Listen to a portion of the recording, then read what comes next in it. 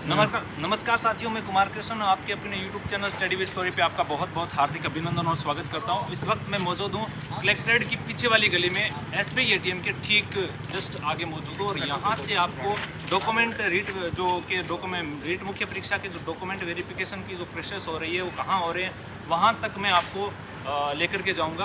और इस वक्त आपको यह भी बता देता हूँ कि ये है कलेक्ट्रेट रोड, इसके पीछे वाली गली में हम खड़े हैं और ये यहाँ पे फोटो कॉपी एक दुकान की लगी हुई है जहाँ से आप फोटो कॉपी वगैरह करवा भी सकते हैं। अगर आप वाहन लेकर के आए हो तो आप वाहन की सहायता से आप ये जो पीछे एक सीधी गली दिखाई दे रही है आपको, जहाँ से ये अभी एक मोटरसाइकिल वाला गुजर रहा है, यहाँ से आप वाहन लेकर के जा सकते हो और इधर वाली साइड से आप पैदल रास्ते से आप जा सकते हो। तो अभी चलते हैं, पैदल रास्ते से आपको लेकर के जाते हैं।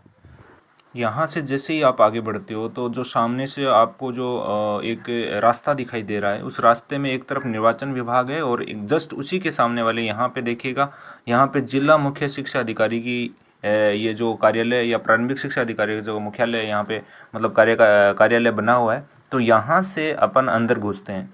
तो यहाँ से जैसे ही अपन अंदर घुसेंगे तो आप देख रहे हो सामने ये प्रारंभिक शिक्षा विभाग यानी DO ऑफिस आपके सामने आपको दिखाई दे रही होगी। और यहाँ से जैसे ही आप चलते जाओगे आगे तो एक तरफ ये तो कार्यालय आपको दिख ही रहा है, इधर अब आपको शिक्षा संकुल की ऑफिस बनी हुई है जैसे पश्चिम दिशा की तरफ देखोगे।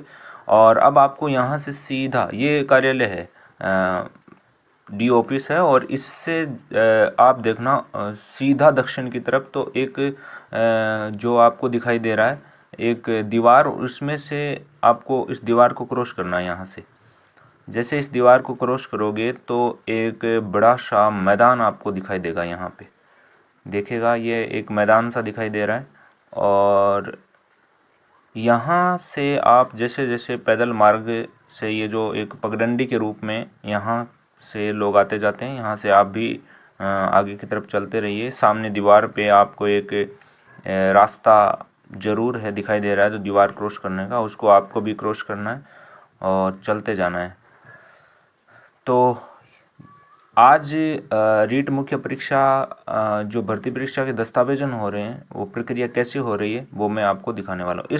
इस कार्यालय को देखकर कुछ आपको याद आया होगा। यहाँ पे पिछली बार यानी 2021 के जो रीट के डॉक्यूमेंट वेरिफिकेशन इसी कार्यालय में हुए थे। तो शायद आप पहले भी करवाए तो आपको याद आ गया होगा।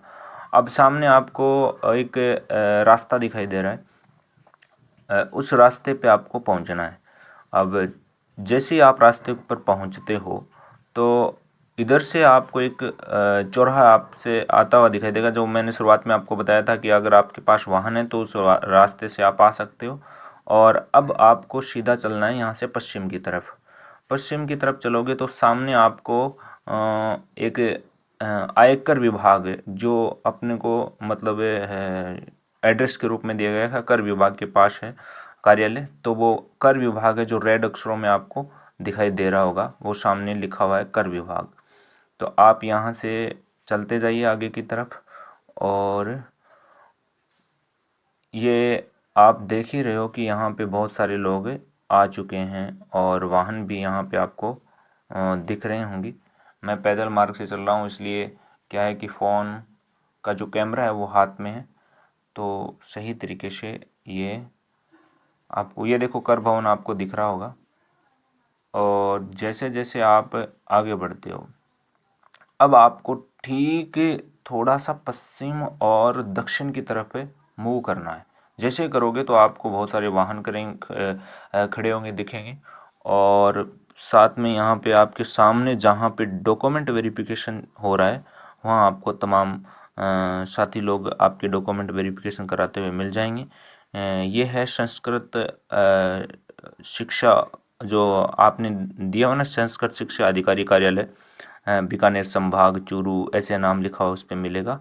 और जैसे आप अंदर जाते हो तो बहुत सारे लोग यहाँ पे आए हैं, भावी शिक्षकों का एक हजूम यहाँ पे खड़ा है। आपकी ही तरह है, वो भी डॉक्यूमेंट वेरिफिकेशन की इस प्रक्रिया में अपनी भूमिका अदा करने आए हैं और अपने भविष्य का एक नया चुनाव यहाँ पे वो कर रहे हैं। तो देखिए ये साथी लोग यहाँ पे, और पानी की आपको वहाँ पे अच्छी व्यवस्था मिलेगी। सबसे पहले आपको वहाँ जाते ही डॉक्यूमेंट वेरिफिकेशन के लिए सबसे पहले आपको कार्यालय देखना है। सीरियल नंबर कार्यालय के बाहर सीरियल नंबर लगे हैं तो उस सीरियल नंबर को देखना है। सीरियल नंबर देखने के बाद आपको अपनी फाइल में डॉक्यूमेंट व्यवस्थित करके सबसे पहले रजिस्ट्रेशन करवाना है। और लोग यहाँ पे बैठे हुए देख पा रहे हो, ये भावी शिक्षक हैं और उसके साथ आए हुए गार्जियन लोग हैं जो मतलब यहाँ पे मतलब अपनी फाइल को व्यवस्थित कर रहे हैं, मतलब डॉक्यूमेंटों को व्यवस्थित करके रजिस्ट्रेशन करवाएंगे और रजिस्ट्रेशन के दौरान आपको टोकन मिलेगा। यहाँ पे मैं अपने फाइल्स को जो है वो कर रहा हूँ रजिस्ट्रेशन उनका व्यवस्थित करने का प्रयास कर रहा हूँ। बहुत से शिक्षक साथी यहाँ पे मौजूद हैं, एक दूसरे के सहयोग से एक दूसरे को पूछकर इस काम को बड़ा आसानी से किया जा सकता है। तो लोग आपस में पूछ रहे हैं, कोई पूछने वाली कोई ऐसी दिक्कत नहीं है, आपको कहीं दिक्कत आने वाली नहीं है। आपके सामने हेल्प टीम भी आपको वहाँ पे आपको गाइड करने वाली है। तो इस फाइल पे आपको सबसे पहले रोल नंबर है, आवेदन क्रमांक है और पद है, ये तमाम जानकारी आपको उस फाइल पे भरनी है सबसे पहले। और यहाँ पे फिर जो हेल्प टीम है वो आपको पूरा बता देगी कि कहाँ कहाँ हस्ताक्षर करने हैं, कहाँ कमी रही है। तो वो बहुत आसान भाषा में सरल शब्दों में आपको बताने वाले हैं और बहुत ही अच्छे तरीके से आपको बताएंगे। और इसके बाद यहाँ पे एक बता दूं कि इस हॉल में जाने से पहले यहाँ पे अनाउंस होगा आपको कितने नंबर टीम अलॉट हुई है और कितने नंबर पे हो आप, तो उसके हिसाब से आपको जाना है। फिर आपका डीबी होगा और डीबी होने के बाहर आने के बाद आपको फिर यहीं खड़ा रहना है। अभी आपको यहाँ पे ये इंतज़ार करना है कि कब आपका नाम अनाउंस हो और आपको ये बोल दिया जाएगा कि अब आप जा सकते हो, तभी आपको वहाँ से मतलब आपकी घर की तरफ आना है। और अगर आपके बाई चांस किसी प्रकार का कोई इशू आपके यहाँ आता है तो वो आपको यहाँ पे बताए जाएंगे। जो सामने आपको ये गेट दिख रहा है उसमें एक मार्ट साहब खड़े हैं जो आपको पूरी बातें आपको बता रहे हैं। और यहाँ पे एक कूलर भी लगा है जिसके सामने आप बैठ कर के गर्मी में अगर परेशानियों का सामना हो रहा है तो गर्मी से आपको राहत यहाँ पे मिलने वाली है। और ये अनाउंस के दौरान बता रहे हैं विभिन्न प्रकार की कोई समस्या है तो उनका निवारण यहाँ हो।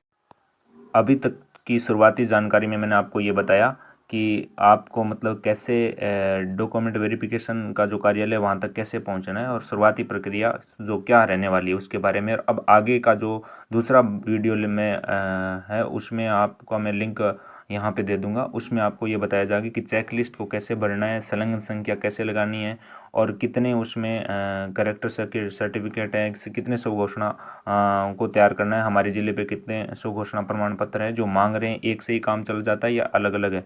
तो वो तमाम जानकारी अगले वाले जो वीडियो है उसमें मैं लेकर के आ रहा हूँ। तो आपको वहाँ पे पूरी जितने भी डाउट होते हैं आपके ज़िले को लेकर के वो पूरी जानकारी आपके साथ साझा करूँगा। कहाँ स्टेटस आपको दिखेगा आपका डॉक्यूमेंट